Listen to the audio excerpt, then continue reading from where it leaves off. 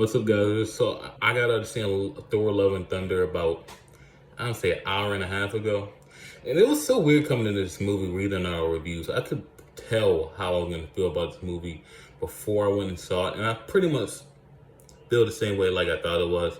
It's an enjoyable movie. The only thing that might deter people, if you didn't like Ragnarok, you're not gonna like this movie. It doubles down on Ragnarok. Taika doubles down. Now I liked Ragnarok, so that's not a problem for me. What was a problem for me is what the problem I had with Taika's character in Lightyear. It's too much comedy. It's just too much. I see people being worried of his Star Wars movie now, which I'm not. I think Taika Waititi fits perfect with Star Wars, but that's a whole nother thing. I don't even know if that movie's gonna happen. To be honest, I'm getting like this movie got to make. This is a interesting thing about Thor: Love and Thunder. This movie's performance probably is gonna be a big tell of whether his Star Wars movie gets made or not. He's being put in a Patty Jenkins situation, whereas we thought she was going to get to make Royal Squadron, and then Wonder Woman 84 happened, and Captain Kimmy was like, "Yeah, bitch, you ain't making this fucking movie."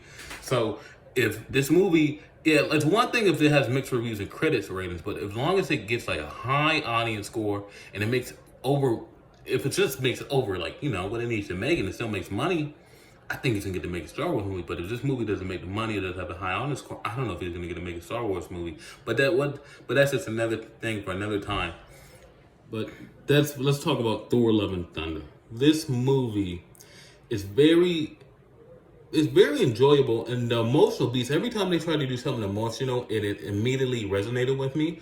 But it would be like these jokes, and I noticed this more in the first 20 to 30 minutes. The jokes that don't land, in my opinion, happen mostly in the 20 to 30 minutes. I don't know what was happening with my showing, but I feel like me and everyone in my showing were on the same level of like if we didn't laugh at something, we all didn't laugh. There was very rare moments where something was like, oh, a couple people laughed here and no one laughed there. Like, it's either we all laughed or no one laughed. Pretty much. We were all on the same wavelength. And a lot of jokes in the first 20 to 30 minutes didn't land. Like, there's this thing he does with the Guardians, which I kind of like, but not really. I kind of didn't like him with the Guardians. The Guardians, I'll tell you right now, they're in and they're out. In and they're out. Some people thought, oh, well, he has to fight this guy and they're going to build a team and the Guardians are going to come help him. Nope, in and they're out. This might be a spoiler, but they're in and they're out. They were there. And you could tell James Gunn was very involved with their stuff. They were you immediately realize why you love the Guardians of the Galaxy. And this is like, for all you Guardians fans, it's enough to tide you over, until you get Guardians coming after Ant-Man or whatever. But, they're in and they're out. They're in and they're out.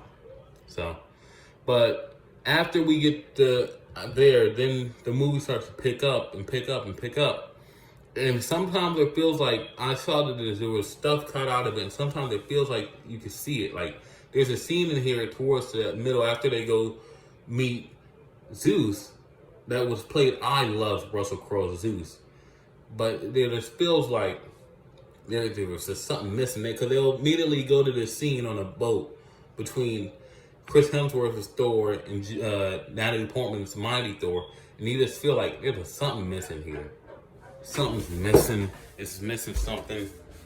So it just feels like there's something missing,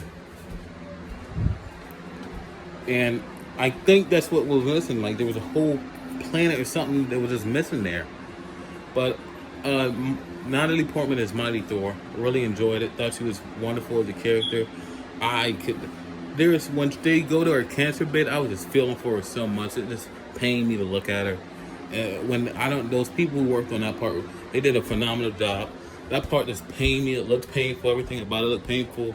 Valkyrie was great. This Thompson's Valkyrie was great. It takes Christian Bale's gore was fucking creepy. There's a scene in here with him and a ton of kids.